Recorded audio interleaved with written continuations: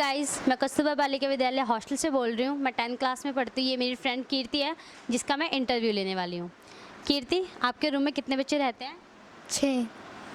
और आप यहाँ पे बहुत अच्छे से सोते होते हैं, आपको गर्मी वगैरह नहीं लगती रूम में? लगती है पर इतनी नहीं। और आपकी सिस्टर भी आपके रूम में ही रहती है? हाँ, मेरी सिस्टर मेरे रूम में ही रहती है। आपके हॉस्टल में फेस्टिवल वगैरह सेलिब्रेट होते हैं?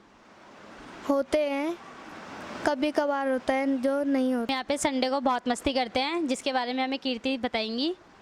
हम यहाँ पे सुबह बहुत लेट उठते हैं। सुबह सुबह मतलब संडे को हम यहाँ पे दलिया खाते हैं, जो बच्चों को पसंद नहीं है। बच्चे सोते रहते हैं, जितनी बार भी मैम बुलाते हैं हम जाते नहीं हैं। और फिर हम यहाँ पे 11-12 बजे उठते हैं और फिर नहाते हैं। नहाने के बाद हम यहाँ पे बहुत मस्ती करते हैं। मस्ती करने के बाद हमारी यहाँ पे बेल लगती है 2 बजे की। खाना खाते हैं बच्चे और उसके बाद सो जाते हैं। हम तो यहाँ पे पढ़ने आए हैं, वहाँ पे रोटियाँ बनाने जाते हैं हम यहाँ। और जो किचन वाले इतना बोलते हैं और खाना भी ज़्यादा अच्छे से नहीं बनाते। और बनाते तो इतना टाइम लगाते हैं, रोटियाँ भी कभी कम पड़ जाती है, हम बनाने जाते हैं। और इतना तो होना चाहिए कि जब तुम भी यहाँ पे खाते हो तो रोटियाँ ढंग से बनाए और सबके लिए जितने हो सके उतने बच्चे उतनी ही रोटियाँ बनाए।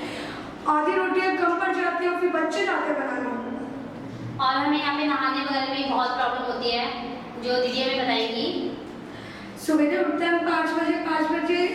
किसी वॉशरूम कोई ब्लॉक भी होता है और एक ही वॉशरूम में इतने सारे बच्चे कैसे नहा सकते हैं? जैसे एक रो में 3 रूम है, वो सारे बच्चे उसमें नहाते हैं। और बच्चों को इतना टाइम लग जाता है क्योंकि कपड़े भी धोने होते हैं, सब कुछ करना होता है। और मैं कस्तूरबा बालिका विद्यालय स्कूल से बोल रही हूँ। मैं 10th क्लास में पढ़ती हूँ। ये मेरी हिंदी की मैम है और आज हम इनसे बात करने वाले हैं स्कूल के बारे में कुछ। Hi ma'am. हेलो। आपको इस स्कूल में पढ़ाते हुए कितने साल हो गए? मुझे इस विद्यालय में कार्य करते हुए 10 वर्ष हो गए।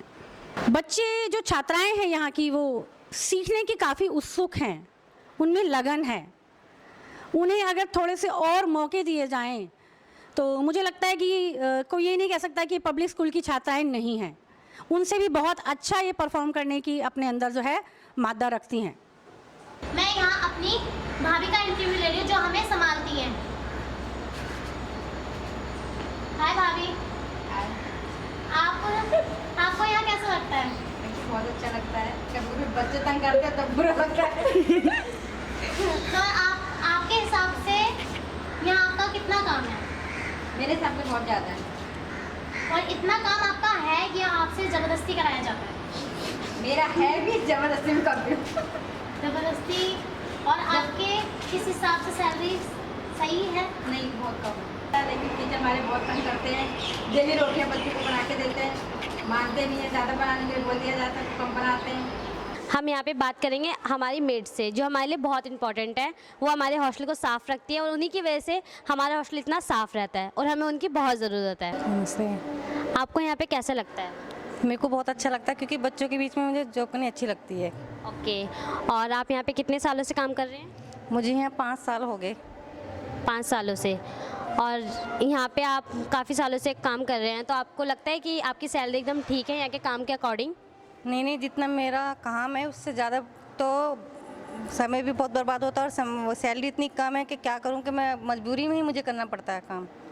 ओके, मतलब आप एकदम यहाँ पे अच्छा फील करती हैं कि यहाँ पे अच्छा वातावरण है, सब कुछ? इस बात की ज़्यादा खुशी है क्योंकि मुझे बच्चों के बीच में काम करना पड़ता है, मुझे अच्छा लगता है। पर यह है कि सैलरी मेरी बहुत कम है, काम मेरा बहुत ज़्यादा है यहाँ पे। अच्छा, तो आपको किसी की यहाँ पे हेल्प की ज़रूरत नहीं होती, आप अकेले ही सब कुछ हैंडल कर लेते हैं? नहीं, हेल्प की तो ज़रूरत है। देखो बहुत काम है, काम इतना है कि मैं बोलती भी हूँ कि मुझे एक तो ला के दो, क्योंकि हर स्टाफ में 2 या 4 तो होते हैं। जहाँ मेरा स्टाफ है वहाँ मैं अकेली हूँ, तो एक तो ज़रूर होना चाहिए मेरे साथ का। आप काम के अकॉर्डिंग कुछ शेयर करना चाहेंगे हमसे, और कुछ बातें जो आपको मतलब लगता है कि हमसे आपको शेयर करनी चाहिए? मैं तो यही कहती हूँ कि बच्चों, टीचरों से बोलोगे और मैडमों से बोलोगे मेरी सैलरी बढ़े कि आंटी की बढ़े, कितनी मेहनत करती हैं आप लोगों के लिए। हेलो गाइस, मेरा नाम रिंटू है। मैं आप लोगों के सामने एक पोएम प्रस्तुत करने जा रही हूँ, जिसका बोल है कठिनाइयों से रीता जीवन। कठिनाइयों से रीता जीवन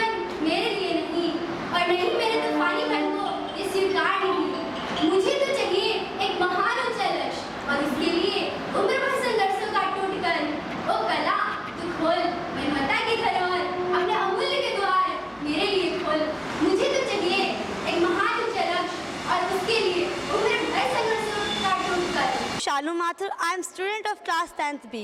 ये है हमारा हॉस्टल जहाँ पर हम सारी लड़कियाँ एक साथ मिलकर रहती है। यहाँ पर अलग अलग जगहों से लड़कियाँ आती हैं जिनके साथ हम घुल मिल कर रहते हैं। हम एक दूसरे के साथ अपना सुख दुख सारी एक्टिविटीज़ इंजॉय करते हैं, जो कि हमारे एक यादगार पर बन के रह जाता है।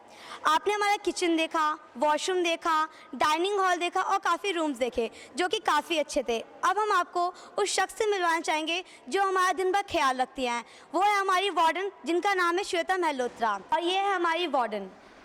तो मैम, मैं आपसे क्वेश्चन पूछना चाहूँगी कि मैम आप कब से हॉस्टल के बच्चों के साथ रह रही हैं? मैं 2001 से हॉस्टल के बच्चों के साथ हूँ। मैम, आपका अब तक का सफ़र हॉस्टल की लड़कियों के साथ कैसा रहा? बहुत अच्छा रहा, बहुत से अनुभव मिले। मैम, बच्चे चाहते हैं, बच्चों की शिकायत है कुछ, आप बच्चों को आपके साथ काफ़ी अच्छा लगता है, लेकिन बच्चों की कुछ शिकायतें हैं, जैसे उनको वॉशरूम ब्लॉक होता है और नहाने का नंबर जल्दी नहीं मिलता। इसमें आप क्या सॉल्यूशन देना चाहेंगे बच्चों को? जहाँ फैमिली बड़ी होती है वहाँ प्रॉब्लम्स होती है। नालियाँ ब्लॉक ये घरों में भी होती हैं, इसी तरह यहाँ भी है। तो उसको सूझबूझ से ही प्रॉब्लम सॉल्व है। थोड़ा सा बच्चों को भी कोऑपरेट करना चाहिए कि गंदगी ना हो, बाल ना जाए, शैम्पू के पाउचेस ना जाए, तो उसको सावधानी रखेंगे तो ब्लॉक होंगे ही नहीं। मैम, इसके अलावा बच्चों को थोड़ी और दिक्कत है, जैसे उनके रूम्स में गेट नहीं है तो उन्हें काफ़ी दिक्कत पड़ती है, बाहर का शोर आता है। तो आप इस पर क्या और सॉल्यूशन देना चाहेंगी? बेटा, गेट ना लगने का कारण है कि जो मैकेनिक बनाने वाला वो नहीं आ पा रहा है, कहीं मौसम के कारण, कभी हमें समय नहीं होने के कारण। तो ये टेक्निकल प्रॉब्लम्स हैं जिसकी वजह से वो डिले हो रहा है। मैम, आप अपनी तरफ से हॉस्टल की लड़कियों को क्या सुझाव देना चाहेंगे जिससे वो ज़िंदगी में आगे बढ़ सकें? डिसिप्लिन में रहेंगी, नियम से चलेंगी तो आगे वो बढ़ेंगी। मैम, यहाँ बच्चे चाहते हैं योगा के साथ साथ कुछ फिज़िकल एक्टिविटीज़ और कराई जाए जिससे बच्चे थोड़े सुस्त रहते हैं, उसमें थोड़ी एक्टिव आए, क्योंकि डे स्कूल में बच्चे काफ़ी अच्छे तरीके से एक्टिव रहते हैं। तो हॉस्टल में बच्चे चाहते हैं कि वो भी थोड़ा और एक्टिव रहे, उन्हें फिज़िकल एक्टिविटीज़ ज़्यादा कराई जाए।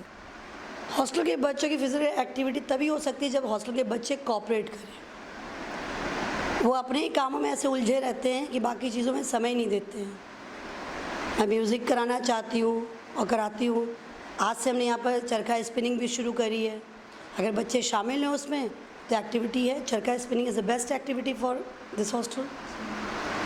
जी, थैंक यू मैम। हम कोशिश करेंगे कि आप हमारी बात समझ सकें और हम आपकी बात समझ सकें। शुक्रिया।